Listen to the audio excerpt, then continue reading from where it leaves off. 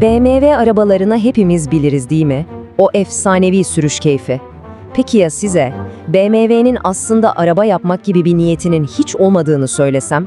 Adamlar gökyüzünü fethetmek için yola çıkmışken bir anda kendilerini asfaltta buldular. Peki bu nasıl oldu? İnanın bana bu öyle karmaşık bir plan falan değildi. Sadece tarihin yaptığı tuhaf bir şakaydı. İşte bütün mesele bu soruda gizli. Hadi gelin bu işin en başına, her şeyin başladığı yere yani gökyüzüne gidelim. Çünkü BMW'nin hikayesi yollarda değil, bulutların üzerinde başladı. Evet, yanlış duymadınız. Bayerische Motorenwerke yani Bavarya Motor Fabrikaları. Adında bile araba geçmiyor, dikkat ettiniz mi? Çünkü onların işi motor yapmaktı, hem de o zamanlar için en iyisini, uçak motorlarını. İşte her şeyi başlatan mühendislik harikası tam olarak bu. BMW VI. Bu motor o kadar iyiydi ki yüksek irtifada bile güç kaybetmiyordu. Hafif, güçlü ve inanılmaz güvenilirdi. Kısacası BMW daha ilk günden performans kelimesini DNA'sına kazımıştı. Ve tabii ki bu havacılık geçmişi o meşhur logo ile ilgili büyük bir efsaneyi de beraberinde getiriyor.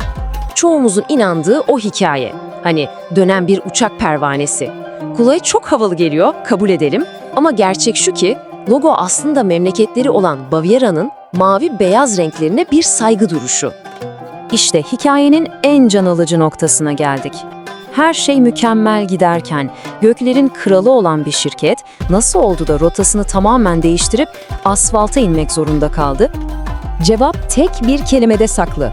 Yasak. Düşünün, Birinci Dünya Savaşı bitiyor ve galip devletler diyor ki, siz bir daha asla uçak motoru üretemezsiniz. Bir gecede en iyi yaptığınız, sizi siz yapan iş yasa dışı hale geliyor. Bu tam bir felaketti. Üretebilecekleri uçak motoru sayısı işte tam olarak buydu. Koskoca bir sıfır. Şirketin ana damarı kesilmişti. BMW kelimenin tam anlamıyla uçurumun kenarındaydı. Peki ne yapacaklardı? Tabii ki hayatta kalmak için savaşacaklardı. Önce ne buldularsa ona motor yaptılar. Kamyon, tekne, tarım aleti. Ama asıl kurtuluş tamamen farklı bir makineden gelecekti. Karşınızda BMW R32. Bu motor takılmış bir bisiklet değildi. Bu motorun etrafına inşa edilmiş bir sanat eseriydi. O meşhur boxer motoru titreşimi azaltıyor, şaft aktarımı ise zincir derdini ortadan kaldırıyordu. Bunlar o dönem için devrim niteliğindeydi. Bu motosiklet sadece BMW'yi kurtarmakla kalmadı, gelecekteki kimliğini de şekillendirdi.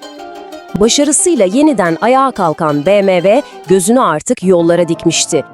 Ama yine de temkinliydiler. Önce 1928'de bir otomobil fabrikası satın aldılar, sonra da hemen kendi arabalarını yapmak yerine bir İngiliz modelinin lisansıyla üretime başladılar. Ta ki 1933'te kendi efsanelerini yaratmaya hazır olana kadar. Ve işte o an BMW 303 sahneye çıktı. Bu araba markanın geleceğini belirleyen iki imzayı taşıyordu. Birincisi o ipek gibi pürüzsüz çalışan sıralı 6 silindirli motoru. İkincisi de bugün bile gördüğümüz anda işte bu bir BMW dediğimiz o ikonik böbrek ızgara. BMW'nin ruhu artık bir bedene kavuşmuştu. Ama ne yazık ki tarih BMW'nin yakasını bırakmıyordu. Tam her şey yoluna girmişken dünya bir kez daha karanlığa gömüldü ve şirket de bu karanlıktan kaçamadı. Bu şirketin tarihinin en karanlık ve tartışmalı dönemi. Kaynaklara göre BMW Nazi rejimi döneminde yeniden uçak motoru ve silah üretimine odaklandı. Bu üretimde zorla çalıştırılan işçilerin kullanıldığı da bir gerçek. Şirket, savaş sonrasında bu geçmişiyle yüzleşti ve sorumluluğunu kabul etti. Hikayenin bütününü anlamak için bu dönemi de bilmek gerekiyor. Savaş bittiğinde ise BMW neredeyse yok olmuştu. Fabrikaları ya bombalanmış ya da sökülmüştü. Üretim yine yasaklandı. Bu sefer hayatta kalmak için tencere, tava, bisiklet gibi şeyler üretmek zorunda kaldılar. 1950'lerin sonuna gelindiğinde ise yine aynı kabusu yaşıyorlardı. İflas ve en büyük rakipleri tarafından yutulma tehlikesi. İnanılır gibi değil ama bu şirket nasıl hala ayakta kalabilirdi? Tarihinde ikinci kez tamamen yok olmanın eşiğine gelmişlerdi. Buradan bir dönüş olabilir miydi? tam her şeyin bittiği sanılan o kader anında sanayici Herbert Quandt ve küçük hissederler adeta bir direniş başlattı. BMW'nin satılmasına karşı çıktılar ve inanılmaz bir şekilde toplantıdan zaferle ayrıldılar. BMW bağımsız kalacaktı. İşte bu BMW'nin küllerinden son ve en görkemli doğuşuydu. Önce küçük BMW 700 ile finansal olarak toparlandılar, ardından 1961'de Neue Klasse yani yeni sınıf dedikleri BMW 1500 geldi ve her şeyi değiştirdi. Sportif, modern ve tamamen sürücüye odaklıydı. Ve işte o meşhur slogan da bu arabayla doğdu. Freude am Fahren yani sürüş keyfi. Ve bu gördüğünüz yapı o yeniden doğuşun mimari anıtıdır. Münih'teki bu ikonik genel merkez binası bir zamanlar tencere tava üreten bir şirketin nasıl küresel bir deve dönüştüğünün gökyüzüne uzanan bir kanıtıdır. Peki bu kadar badire atlatan bir şirketi bu kadar özel kılan şey neydi? Cevap, onların asla taviz vermediği mühendislik felsefesinde yatıyor.